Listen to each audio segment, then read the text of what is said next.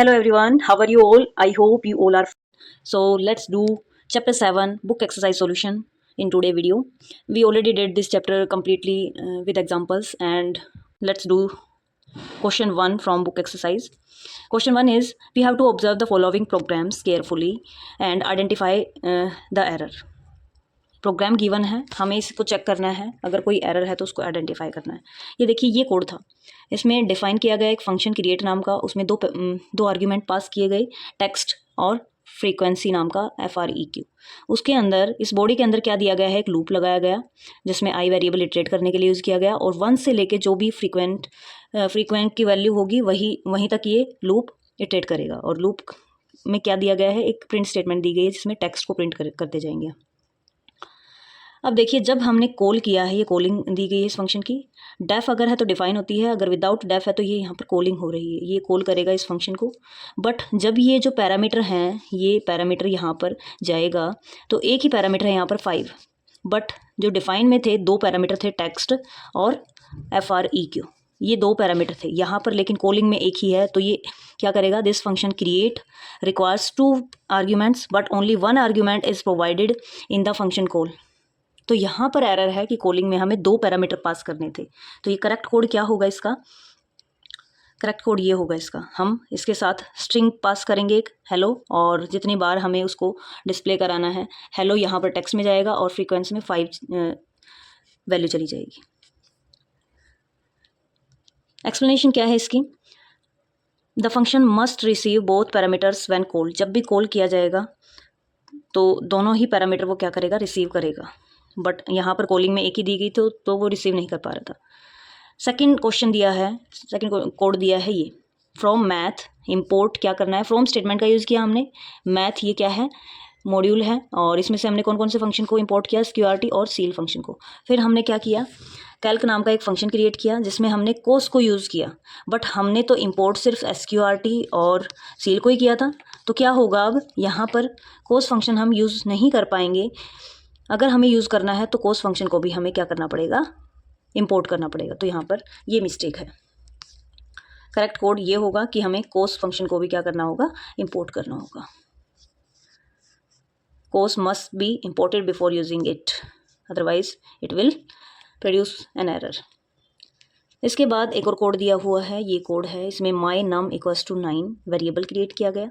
उसके बाद एक फंक्शन क्रिएट किया गया, फंक्शन के अंदर हमने क्या किया, my num को 9 से इंक्रीमेंट किया और फिर उसको प्रिंट कर दिया। उसके बाद हमने क्या किया है, ऐड 9, ये जो फंक्शन का नाम था इसको कॉल किया है। तो इसमें कहाँ एरर है, इसमें my num क्या है, ग्लोबल वेरिएबल है, but inside the function it is treated as local variable, so causing an error. यहाँ पर my num हमने ग्लोबली क्रिएट किया है 9, और my num यहाँ पर क्या है, यहाँ पे हमने इसको लोकली भी क्रिएट कर लिया है। तो यहाँ पर एरर आएगा क्योंकि my num की वैल्यू यहाँ क्या एक्सेस होगी। सो करेक्ट कोड क्या होगा, हमें अगर ग्लोबल वेरिएबल को अंदर एक्सेस करना है तो हमें अंदर भी इसको डिफाइन करना होगा कि इनिशियल वैल्यू जो भी ग्लोबल की होगी वही यहाँ पर असाइन हो जाए। तो ग्लोबल my num ही यहाँ पर एक्सेस होगा, और चेंजेस जो भी यहाँ पर हम करेंगे फंक्शन के अंदर वो ग्लोबल में भी रिफ्लेक्ट होंगे। फिर अगर हम ये वेरिएबल नहीं देंगे तो वहाँ पर चेंजेस रिफ्लेक्ट नहीं होंगे। फिर use global keyword to modify the global variable inside a function. किसी भी फंक्शन में अगर आपको लग रहा है कि सेम नाम है but we have to modify that particular global variable, then we have to declare it as global. After that one more code is given, define function बनाया गया है यहाँ पर, और फंक्शन में 3 पैरामीटर 3 आर्ग्यूमेंट्स पास किए गए। और पहला क्या है, पहले में हमने डिफ़ॉल्ट वैल्यू भी असाइन की है, और इसके बाद हमने एक फाइनल नाम का वेरिएबल बनाया जिसमें val1 val2 और val3 को ऐड करके val1 से डिवाइड कर दिया है, और फिर फाइनल को प्रिंट किया। सो इसमें क्या है, default argument val1 is written before non default argument val2 और val3। As I already told you, ये जो डिफ़ॉल्ट आर्ग्यूमेंट्स हम दे सकते हैं वो राइट साइड से हमें देना स्टार्ट करना है। राइट में लिखेंगे, अगर किसी भी आर्ग्यूमेंट की डिफ़ॉल्ट वैल्यू हमें देनी है तो हमें यहाँ से स्टार्ट करनी है, यहाँ वाले वेरिएबल की देंगे, फिर इस वेरिएबल की, फिर इस वेरिएबल की। हम डायरेक्ट इस वेरिएबल की नहीं दे सकते, इनको बीच में खाली छोड़कर। तो कंटिन्यूस हम दे सकते हैं, अगर हम val1 को इधर लिखते हैं तो हम दे पाएंगे एक सिंगल वेरिएबल की भी। तो ये करेक्ट कोड होगा। ये देखिए val1 को अगर हम यहाँ राइट साइड में लिख देंगे तो ये करेक्ट कोड हो जाएगा। So default argument must appear after non default arguments. जो हमारा डिफ़ॉल्ट आर्ग्यूमेंट होगा वो हमेशा किसके बाद आएगा, वो हमेशा नॉन डिफ़ॉल्ट आर्ग्यूमेंट के बाद आएगा। ये नॉन डिफ़ॉल्ट आर्ग्यूमेंट है, इनके बाद आ रहा है हमारा डिफ़ॉल्ट आर्ग्यूमेंट। उसके बाद है नेक्स्ट कोड, डिफ़ाइन किया है ग्रीट नाम का एक फंक्शन, और इसमें हमने मैसेज दिया गुड मॉर्निंग, और उसके बाद ग्रीट को कॉल किया है। Greet function equal to message, क्या हम कॉल करके और जो भी वेरिएबल है, क्या वेरिएबल का नाम इधर लिखते हैं, नो। तो यहाँ पर एरर है कि जो ये मैसेज है ये लेफ़्ट साइड में लिखा जाता है। मैसेज वेरिएबल जिसमें वैल्यू रिटर्न होगी इस फंक्शन की, वो इधर की साइड लिखा जाएगा लेफ़्ट साइड में, मैसेज इक्वल टू ग्रीट। तो इसमें ये एरर है, ये देखिए मैसेज इक्वल टू ग्रीट, ये करेक्ट कोड है। उसके बाद सेकंड क्वेश्चन है हाउ इज़ मैथ सील, और ब्रैकेट में ये दिया है 89.7 वैल्यू दी है फ्रॉम मैथ डॉट फ्लोर 89.7। दोनों में क्या डिफरेंस है ये हमें समझना है। देखिए फंक्शन, मीनिंग और रिजल्ट तीनों हेडिंग दी हुई है इसमें। फंक्शन हम किसका देख रहे हैं, सील और फ्लोर का। सील क्या करता है, it returns the smallest integer greater than और इक्वल टू द नंबर। वो इंटीजर वैल्यू रिटर्न करेगा ये जो उसके नियरेस्ट होगी। सील फंक्शन में नियरेस्ट वैल्यू रिटर्न करेगा ग्रेटर देन और इक्वल टू नंबर, उस नंबर के इक्वल टू भी हो सकती है और उससे बड़ी भी हो सकती है, उसकी nearest whole number value print करेगा। एंड फ्लोर वैल्यू क्या करता है, returns the largest integer less than और इक्वल टू द नंबर। ये इसके पास वाली, यानी कि जो पास वाला होल नंबर होगा बट इससे छोटा होगा, वो फ्लोर वैल्यू इसमें जो करता है। जैसे कि 89.7 दी थी तो इसकी सील वैल्यू अगर हम निकालेंगे तो 90 आएगी, और 89.7 की फ्लोर वैल्यू हम निकालेंगे तो 89 आएगी। देखिए इसका तरीका है, अब क्या कर सकते हैं, जो भी वैल्यू दी हुई है 89.7, ये किस किस के बीच में लाई कर रही है, ये लाई कर रही है 89 और 90 के बीच में लाई कर रही है कहीं पे। तो हम चेक करेंगे, जब हमसे सील पूछा जाएगा तो सील क्या होता है, सीलिंग यानी कि छत, एक तरह से छत क्या होगी, ऊपर होती है तो बड़ा नंबर हम लेंगे उस टाइम। और फ्लोर क्या होता है, फ्लोर नीचे होता है, नीचे है तो हम नीचे वाली यानी कि छोटी वैल्यू लेंगे, तो उस केस में 89 आ जाएगा। इस तरीके से आप कर सकते हैं इसको। इसके बाद नेक्स्ट क्वेश्चन है out of random and rand int which function should we use to generate numbers between 1 and 5। अगर मुझे 1 और 5 के बीच की कोई वैल्यू प्रिंट करनी है तो मैं कौन सा फंक्शन यूज़ करूँगी, रैंडम या रैंड इंट। हमने समझा था कि रैंडम फंक्शन क्या करता है, रिटर्न 0 और 1 के बीच का कोई भी रैंडम नंबर प्रिंट करेगा। बट अगर मुझे किसी अलग रेंज के लिए नंबर प्रिंट कराना है तो हम रैंड इंट फंक्शन का यूज़ करेंगे, तो यहाँ आंसर आ जाएगा रैंड इंट। इसके बाद नेक्स्ट क्वेश्चन है, यहाँ पे एग्जांपल भी दिया है, ये आप देख लीजिए। और रैंडम के लिए रैंडम मॉड्यूल को इंपोर्ट करना होगा हमें, रैंडम फंक्शन को यूज़ करना है। तो next is how is built in function POW, power के लिए होता है ये, different from math dot POW। एक बिल्ट इन फंक्शन POW होता है और एक मैथ डॉट PO लिखते हैं हम, दोनों में क्या डिफरेंस है तो समझते हैं टेबल के थ्रू इसको।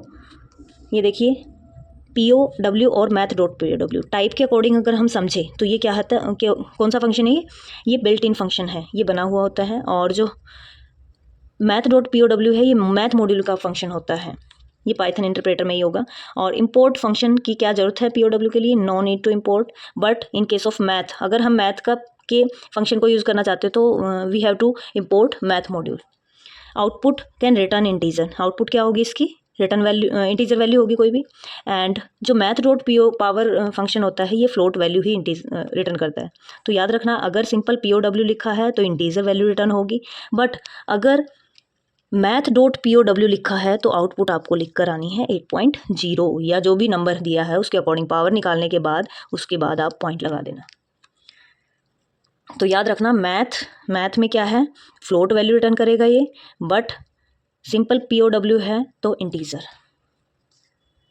Next question, show how a function can return multiple values. आपको शो करना है कि कोई भी फंक्शन कैसे मल्टीपल वैल्यूज़ रिटर्न कर सकता है। तो ये फैसिलिटी पाइथन में है, a function can return multiple values separated by comma. हम कोमा लगाकर मल्टीपल वैल्यूज़ को रिटर्न कर सकते हैं पाइथन में। जैसे कि यहाँ पर दिखाया गया एक एग्जांपल, कैलकुलेट A, B। तो यहाँ पर सम किया A + B, डिफरेंस किया A - B, दो वैल्यू हमने कैलकुलेट की A और B के लिए ही। फिर हमने क्या किया, रिटर्न किया सम को, कोमा लगाया, डिफरेंस को भी रिटर्न किया। तो ये दोनों ही वैल्यू रिटर्न होंगी जहाँ पर कॉल हुआ होगा, जैसे कि यहाँ पर कॉल किया गया फंक्शन को और यहाँ से कॉल करते ये बॉडी पर जाएगा, बॉडी एग्जीक्यूट होगी। 10 और 5 के लिए सम और डिफरेंस कैलकुलेट होगा, सम आ जाएगा 15, डिफरेंस आ जाएगा 5 और सम जो है ये एस में रिटर्न हो जाएगा, डिफरेंस जो है डी में रिटर्न हो जाएगा। उसके बाद हमने एस को भी प्रिंट कर दिया और डी को भी प्रिंट कर दी और आउटपुट जनरेट हो जाएगी। So the function returns 2 values which are stored in 2 variables. उसके बाद नेक्स्ट क्वेश्चन है differentiate between the following arguments and parameter के बीच में डिफरेंशिएट करना है हमें। पैरामीटर्स क्या होते हैं? Variable used in function definition, जो भी वेरिएबल्स हम फंक्शन डिफाइन के अंदर यूज़ करते हैं, जैसे कि इस एग्जांपल में दिखाया गया है डेफ एड ए कोमा बी। तो यहाँ पर डिफाइन के अंदर जो भी डिफाइन स्टेटमेंट के अंदर जो भी वेरिएबल यूज़ किया है हमने ब्रैकेट के पैरेंथेसिस के अंदर, वो हमारे क्या होते हैं? वो हमारे होते हैं पैरामीटर। जो कॉलिंग के अंदर दिए जाते हैं वो हमारे क्या होते हैं? आर्ग्यूमेंट्स होते हैं। उनको एक्चुअल पैरामीटर बोल सकते हो आप, एंड ये क्या होते हैं? वर्चुअल पैरामीटर्स होते हैं।